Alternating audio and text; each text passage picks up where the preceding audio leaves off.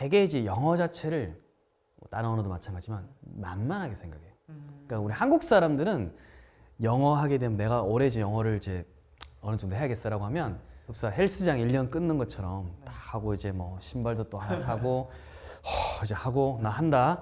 굉장히 좀 크게 생각을 하는 것 같아요.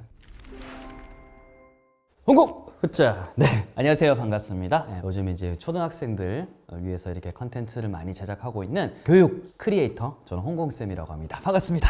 그럼 이제 앞에서 비효율적인 영문법 학습의 예시들 많이 말씀해 주셨어요. 그래서 뭐 영문법을 공부하는 방법이 참 다양할 텐데 결국 이제 일반적인 분들은 학원의 도움을 많이들 받으시잖아요. 학원인가 뭐 같은 네, 맥락을 그렇죠. 봐야겠죠. 그래서 그 영문법 학원을 초등학교 고학년 때부터 뭐 또는 중학년 뭐 심지어 저학년 때부터 많이 뭐 보내신다고 하셨으니까 그럴 때 뭐 안 보낼 수 없다면 어떤 학원을 보내느냐도 되게 중요할 것 같거든요. 그래서 그 영어 학원의 교수법이나 좀 학습 방식, 뭐 교육 시스템에서 좀 요거는 좀 유의하셨으면 좋겠다 이런 거 있을까요? 아닌 분들도 많이 있어요. 그래서 일반화 말씀드리기는 어렵지만 좀 이제 이런 거는 좀 조심해야 된다 하는 부분들은 아이들이 연역식으로 배우는 것들. 가령 오늘 이제 승우야 오늘 투부정사에 대해서 배울 거야. 투부정사 뭐야 얘들아? 그럼 애들이 투가 들어갑니다. 그렇지. 하고 이제 뒤에 동사 원형이 옵니다. 뭐 이런 것들. 그래서 투부정사에서 먼저 이야기를 꺼내고 그다음 아이들이 이야기한 것이 투 플러스 동사 원형이니까 폼이죠. 폼. 형태죠. 그 다음에 이제 예문을 보겠죠. 예문 보고 이렇게 해석 용법이 있는 거야 라고 하고 마지막에 뭘 합니까? 문제를 풀죠. 이제 요게 이제 연역식 학습법이나 이제 교수법이라고 생각하거든요. 근데 사실 제일 먼저 나와야 되는 건 결국 문장 아닌가요? 그래야 애들이 문장이 생각나고 차라리 투부정사가 안 떠올라오면 아웃풋이라도 차라리 나오죠, 그죠? 그잖아요. 그래서 저는 연역적 방법을 강조하고 그 다음에 끝에 트레이닝으로 문제를 많이 풀려서 애가 100점 나올 때까지 정확도 올리겠습니다라고 하는 방식이 학원 방법에 있어서는 가장 지금 현대 영어 교육을 봤을 때는 비효율적이다. 아웃풋에도 저해가 되고 시간이 지났을 때도 또 스파르타식으로 시험 기간이든 뭐든 또 애를 이렇게 또 보고 잡아줘야 되는 거니까 사실 선생님들 가르치는 입장에서 다시 손해거든요. 애가 왜냐면 선생님들 이 말씀 하시거든요. 엄청 가르쳐 놨는데 애가 다 돌아서면 까먹는다. 답답하다. 답답할 수 있죠. 근데 그거는 연역식 방법에서 오는 약간의 좀 이제 한계성이거든요. 그러면 거꾸로 말해서 이제 귀납적인 거 예문으로 시작해서 많은 것들을 주고 해석도 해보고 했을 때 공통적인 게 뭐니? 거꾸로 올라가면 투가 들어가네요. 오케이, 그럼 이걸 갖고 너 또 다른 것들 비슷한 것들도 한번 투 써서 해봐.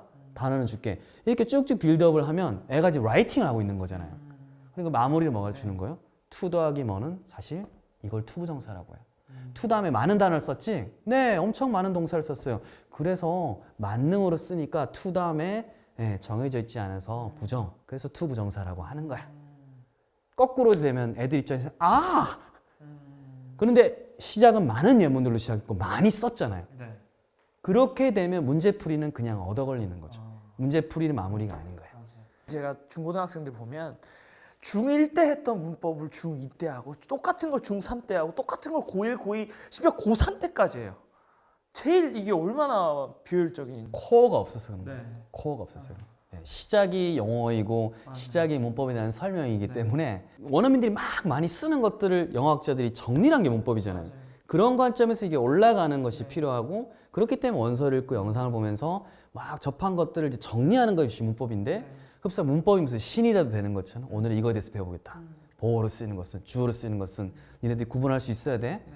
사실은 해석이 되고 의미 파악이 되면 이미 구분이 되는 건데 이거에 대해서 너무 이제 의미를 둘 필요가 없다라는 건데 우리는 무엇이 중요한지를 많이 거꾸로 좀 많이 좀 생각하는 것 같아요. 그러니까 영어가 과목 이전의 언어라는 것을 우리가 꼭 기억해야 된다라고 볼 수 있겠네요. 그럼 영어 문법만큼이나 영어 단어 또 어휘 때문에 사실 이제 특히 중학생 정도 기준, 초등 고학년 혹은 중학생 정도 기준으로 봤을 때는 사실 영문법과 영단어가 결국 애들의 가장 이 골칫거리인 것 같아요. 그래서 이 영어 단어 공부할 때 또 학생들이 가장 좀 흔히 하는 실수나 좀 비효율적인 학습법이 있다면 시청하시는 부모님 세대, 특히 이제 5차 교육과정 전후해서 중학교 때부터 영어 배우셨던 분들이 이제 많은 그런 생각을 갖고 있는데 암기를 해야 된다. 반복적으로 이제 암기를 해야 되고 자꾸 쓰면서 이렇게 외워야 된다. 뭐 일정 부분 맞는 이야기들이 섞여 있는 총체적으로 보면 잘못된 패러다임이거든요. 혹시 이 방법으로 열심히 하면 단어가 외워질 거라고 생각하신다면 굉장히 아이가 지금 고통받는 거예요. 예, 왜냐하면 그렇게 해서 외워질 수도 있어요. 근데 굉장히 비효율적인 거예요. 그렇죠. 네, 암기가 아니라 망각에 올라타야 됩니다. 단어는 사실 시스템으로 외우는 겁니다. 첫 번째 알려드릴게요. 엉덩이 힘을 단어에 제발 부여하지 마라. 그러니까 우리가 엉덩이 힘을 너무 좋아해요. 이게 성실, 막 근면 이런 거로 우리가 양적 성장을 한 게 한국 사회이기 때문에 애가 앉아서 막 여보 3시간 동안 애가 뭐 단어를 막 공부하고 있어요. 너무 기특하잖아요. 3시간 그렇게 앉아서 공부했지만 그 친구는 실제로 이렇게 앉아가지고 3, 40분 한 거하고 똑같을 수도 있어요. 어떻게 보면. 일어나자마자 망각이 또 시작이 되기 때문에 차라리 그래서 찢어야 됩니다. 다 알고 계시겠지만 30분이면 3분으로 10번 찢어야 됩니다. 10번이 너무 과하면 6, 7번씩 해서 단어를 그냥 쓱 보는 거예요. 근데 이제 차이점 뭐냐? 문장 단위로 봐야 됩니다. 문장 단위. 많은 분들이 리스펙트라는 단어를 배우셨겠죠. 존경하다. 근데 나 너를 정말 존경해라고 영작을 하라면 갑자기 업! 근데 영어에서 필요한 건 사실 후자잖아요. 그럼 엉터리 단어를 공부했네요. 이 순발력이 떨어지는 거는 현실에서 언어 능력이 저는 없다고 판단합니다. 3초 지나서 뜻 나오는 건 저는 모른다고 판단해요. 활용할 수 없기 때문에 저는 그렇거든요. 그래서 애들이 문장으로 된 걸 쓱 보면서 전체적으로 맥락을 파악하면서 체크. 이거는 멈칫했어. 몰라. 3초 뒤에 생각났더라도 별표. 그런 식으로 10개 단어를 한 3분 동안 그냥 익혔어요. 문맥 속에서. 그럼 딴 거 실컷 하다가 하는 동안에 망각이 시작되겠죠. 그러다가 다시 돌아왔을 때 또 문장 단위로 보고 대신에 아까 체크했던 거 위주로 보는 거죠. 그런 식으로 이제 줄여 나가면서 6번, 7번 보는 것이 아까 3시간 보는 것보다 훨씬 좋다. 그러면서 시험이 있다 예를 들어서 혹은 오늘 뭐 단어 테스트 해야 된다라고 하면 중간중간에 섞어서 쓰기를 이렇게 조금씩 해보면 정확성과 어떤 이해에 대한 유창성이 같이 올라가는데 그냥 이 극단적이에요. 너무 올인이에요. 스쿨 학교. 앉아서 깜지는요. 그 옛날에 그 심슨 만화 아시죠? 심슨 만화 시작할 때 마트가 뭐예요? 맨날 칠판에다 막 쓰잖아요. 다시는 늦지 않겠습니다. 그게 디텐션이라는 미국의 학교에서 주는 벌이에요. 벌입니다. 깜지는 어느 정도는 필요하겠지만 노작 활동이 필요하겠지만 그걸 통해서 암기가 일어난다게 하는 것은 흔히 하는 실수이자 굉장히 비효율적인 부분이다. 저는 그렇게 말씀드리고 싶어요. 그럼 오늘 말씀을 쭉 들어보니까 결국은 이게 영어도 수학만큼이나 이게 정서가 중요한 거잖아요. 뭐 그럼 모든 과목이 사실 다 그렇겠지만 그래서 이 영어 이제 중고등학교에서 학생들 많이 오래 보셨으니까 이 영어 정서가 좀 좋은 아이들이 좀 뭐 초등 때나 혹은 중등 때 영어 학습의 경험에서 특별한 좀 공통점 이런 게 있을까요? 되게 이제 영어 자체를 다른 언어도 마찬가지지만 만만하게 생각해요. 그러니까 우리 한국 사람들은 영어 하게 되면 내가 올해 이제 영어를 이제 어느 정도 해야겠어라고 하면 진짜 흡사 헬스장 1년 끊는 것처럼 다 하고 이제 뭐 신발도 또 하나 사고 이제 하고 나 한다. 굉장히 좀 크게 생각을 하는 것 같아요. 그 영어를 잘하는 사람과 그렇지 않은 사람 사이에 굉장히 높은 굵은 높은 담이 있다고 생각을 해서 내가 그걸 넘기 위해서는 굉장히 많이 뭔가 준비가 필요하고 굉장히 좀 넘기 힘들고 많은 시간이 걸릴 거라고 생각을 하는데 웬걸 영어를 좀 잘 익히는 사람은 그 선을 굉장히 얇게 생각하더라고요. 너가 영어 잘해? 나 오늘부터 하지 뭐. 이런 마음이 엄청 강하더라고요. 즉 다시 말해서 영어를 이제 원서든 영상이든 흥미 안에서 영어를 이제 해온 애들은 옆에 애가 사실은 문법 문제를 잘 풀고 있어도 조금 옆에서 이거 저 이렇게 다 나오는 것들이야. 너 아는 것들이야 하면 뭐 그럼 나도 풀면 되죠. 라고 그 선을 굉장히 쉽게 생각해 버리는 거예요. 그 영어를 만만하게 여기는 것과 이 자만심 이 사이에 보통 와 있어요. 스펙트럼이. 그게 초등학교든 중학교든 고등학교든 내가 언제든지 영어 좀만 하면 나 일어설 수 있어라는 그런 마음을 많이 갖고 있더라고요. 그럼 어떻게 보면 아까 처음에 얘기하신 흥미, 유창성, 정확성 중에 흥미가 제일 선행돼야 되는 게 그런 이유인 거네요. 1층이 어쨌든 탄탄해야 뒤에서 위에서 정확성은 아무리 흔들어도 내가 그래도 지금까지 해온 그것들이 있는데 쉽게 나는 무너지지 않아. 그리고 그게 사실이고요. 그렇게 가는 것 같아요. 그럼 이제 선생님께서도 아까 4학년, 6학년 두 아드님 머리가 아프네요. 영어 공부 어떻게 시키고 계신가요? 되게 저돌적으로 질문을. 사실은 저희 집 애들은 분량과 어떤 난도에 있어서는 이 두 개가 사실 아이들을 이제 어떻게 보면 힘들게 하는 요인이잖아요, 그렇죠? 분량도 되게 적게 그리고 뭐 어려운 것도 별로 하지 않고 그림책 읽어주고 하면서 네. 거의 첫째가 4학년쯤 됐을 때 그 전까지 조금 듣기 들려주다가 네. 그 전에 첫째가 뭐 3학년 때 영어 할 때는 교과서 정도 네. 수행 평가는 뭐 하니 네. 아빠가 뭐 상점 주인할게 네. 그래서 구멍 나지 않을 정도만 하다가 한 4학년 정도부터 그림책 좀 읽어주고 오. 그러니까 진짜 천천히 왔어요. 네. 진짜 보통 대한민국 엄마표 영어 하시는 분보다 더. 더 천천히죠. 네. 더 천천히죠. 네. 이 정도로 천천히 되냐 싶을 정도로. 의도적으로 하신 건가요? 네. 어. 굳이 네. 굳이 빨리 해가지고 뭐 제가 더 얻을 게 있나. 그리고 둘째가 특히 또 빨랐어요, 또 심지어. 아. 근데 첫째가 둘째보다 좀 약간 느린 스타일이다 보니까 그러다면 어떻게 되겠어요? 제가 만약에 빨리 해버리면 첫째를 겨냥하고 좀 빨리 했는데 둘째가 초월을 빨리 해버리겠더라고요. 사실 그런 점이 컸어요. 저희 집에 약간 특별함. 네. 그래서 그런 게 있다 보니까 첫째하고 둘째의 어떤 속도 밸런스를 좀 생각을 해서 네. 저는 좀 천천히 시작한 게 좀 있었고요. 네. 그러니까 내 아이를 보고 저는 네. 속도를 조절한 거고 네. 4학년 때부터 그림책 보면서 하고 그다음에 이제 뭐 주변에서 걱정을 또 해주시더라고요. 제가 뭐 하는 사람이 모를 수도 있잖아요. 네. 그러니까 근데 아빠가 유튜버인 것 같아. 뭐 그렇게 알고 있거나 방치하는 거 아니야? 그렇죠. 뭐 걱정을 한다든지 네. 와이프한테 네. 아 뭐 이렇게 언니네 집 애들은 영어 학원 안 보내요? 이렇게 네. 걱정한다든지 네. 뭐 그럴 수 있잖아요. 네. 네. 그래서 제가 와이프가 또 걱정하길래 네. 아니다 이제 뭐 리딩서라든지 이런 거 좀 쓰면 할 수 있다 해가지고 리딩서 같은 거 네. 어학원에서 하는 거 중에 좀 이제 쉬운 레벨 네. 제가 쉬운 레벨 갖고 와가지고 네. 그거로 절대 가르치지 않아요.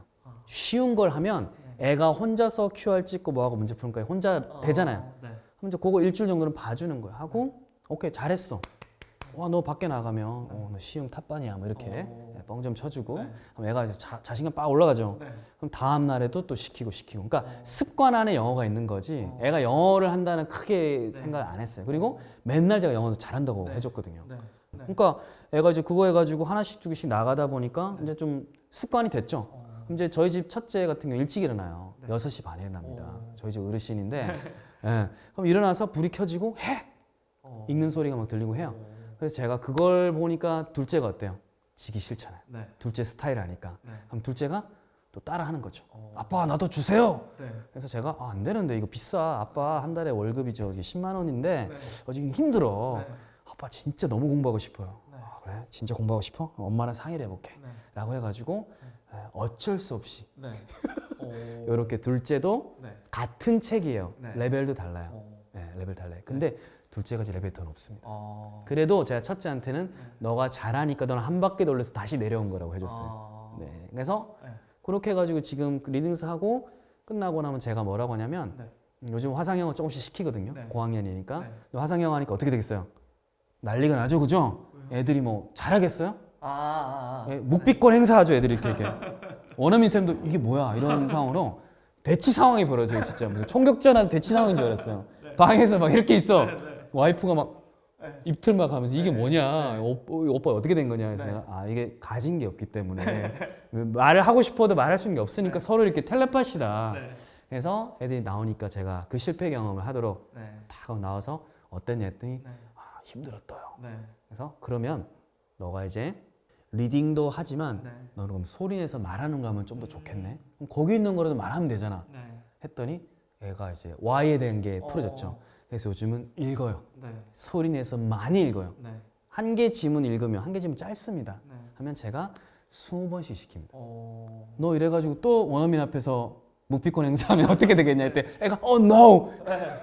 그래서 하다 보니까 이제는 간단한 것을 조금씩 뚝 하니까 애가 이제 아웃풋을 하는 거죠. 그러니까 와이프 입장에서 너무 신기한 거죠. 이게 되네?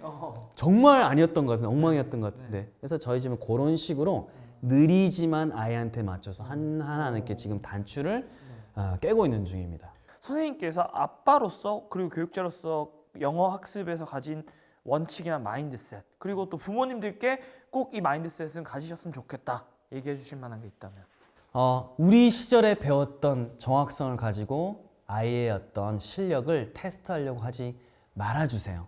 그것이 제가 첫 번째로 당부드리고 싶은 말입니다. 그걸 통해서 아이들의 성공 경험이 그날 하루 동안 성공했던 것이 실패 경험으로 돌아갑니다. 너 뭐 하려고 자꾸 이거만 뭐 디즈니만 보는 거야? 뭐 하려고 자꾸 이것만 보는 거야? 비문학 중요하다는데 왜 자꾸 이러는 거야? 라고 하면 이 아이의 모든 것이 사실 실패 경험이 되거든요. 네. 엄청나게 성공을 했잖아요. 그 안에 많은 문법과 어휘를 했기 때문에 이거를 이제 어떻게 하면 이게 좀 구슬을 좀 꿰서 네. 너무 잘했어. 근데 너가 하려고 하니까 비문학이 좀 필요해. 했던 거에서 1+1 하면 더 좋아지지 않겠니? 라고 이렇게 좀 정확성 때문에 이 경험을 실패하지 않고 오히려 유창성이라든지 흥미, 습관 안에 넣어서 이 아이의 성공 경험이 어떤 주춧돌이 돼서 다 함께 될 수 있을지 사실은 부모님들이 그런 마인드셋을 가지면 아이의 사실은 실패가 어떻게 보면 성공일 수 있거든요. 엄청 차이가 크잖아요. 그래서 그런 마인드셋이 기본적으로는 너무 좀 중요하다고 생각합니다. 네. 그러면 이 홍홍쌤의 초등 만화 영문법도 어떻게 보면 그런 영어에 대한 호감과 정서를 만들어주는데 도움이 되는 의도로 만드신 것 같은데 만드셨잖아요. 그래서 이게 좀 주로 어떤 아이들한테 좀 도움이 될지 그리고 어떻게 활용을 하면 좋을지 좀 간단히 설명해 주신다면. 사실은 이제 메인 타겟은 제가 만들 때 저희 집 아이들을 생각하면서 만들었기 때문에 그때 책을 쓸 때는 5학년, 3학년이었거든요. 아, 네. 지금 애들이 이제 나이를 1살 더 먹었는데 네. 그래서 원래 메인 타겟은 이제 3, 4, 5였습니다. 3, 4, 5학년 정도고 가장 주요한 타겟은 4학년에서 5학년이겠죠. 4학년에서 5학년 정도 될 겁니다. 하지만 요거 내용이 난도를 제가 어떻게 했냐면 뭐 나쁘게 말하면 이도저도 아닌데 좋게 말하면 어떠한 상황에서 와도 애들이 딱 그 버스에 올라탈 수 있는 거예요. 문법 버스에. 그래서 3학년, 4학년이 보면 중앙영문법을 정도를 이제 올라탈 수 있을 정도의 기본 소양을 쌓을 수 있고 6학년이 하게 되면 나 좀 늦었다 생각했는데 이걸로 영어 그동안 학원 안 가, 영어 안 해 했던 애들이 이걸 통해서 오히려 이제 Y를 찾고 자신감을 얻어서 학원 하니까 별거 아니네? 그럼 나 좀 쉬운 강의 해볼래요. 쉬운 거 책 해볼래요. 쉬운 거 뭐 이제 학교 거 따라가 볼래요. 혹은 학원 다녀볼래요. 라고 약간 아이들이 도약을 하거나 혹은 재활을 할 친구들 있죠. 그런 친구들 둘 다한테 맞춤식이 될 수 있는 그런 교재라 볼 수 있어요. 네. 그럼 마지막으로 오늘 이제 말씀을 쭉 들으시면서 어떤 부모님들께서는 좀 우리 아이 영어 공부를 잘못 시킨 게 아닐까, 이 영어에 대한 이미 그런 마음이 다친 게 아닐까 생각하시고 걱정하시는 분들 많으실 것 같거든요. 그런 분들께 마지막으로 조언해 주신다면. 자 이제 솔직하게 말씀드릴게요. 카메라는 있지만 부모님 늦은 건 없어요.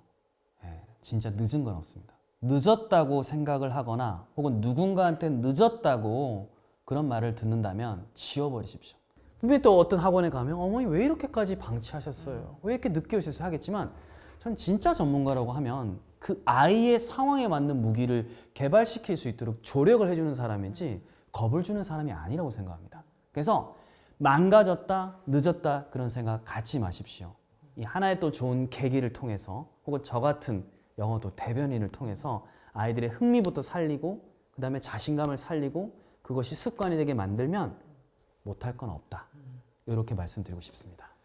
네, 그래서 오늘 이제 홍홍쌤 모시고 초등 영어, 특히나 오늘은 영문법에 조금 초점을 두고 이야기를 해봤습니다. 그래서 이 영문법이 결국 우리 아이들의 영어에 대한 실패 경험이 아니라 어떻게 보면 또 다른 도약의 계기로 만들 수 있게 이제 우리 아이들을 지도하시는데 오늘의 이야기들이 도움이 되셨기를 바라고요. 저희는 또 다음번에 좋은 컨텐츠로 찾아뵙도록 하겠습니다. 지금까지 조 작가 홍국쌤이었습니다. 감사합니다. 감사합니다.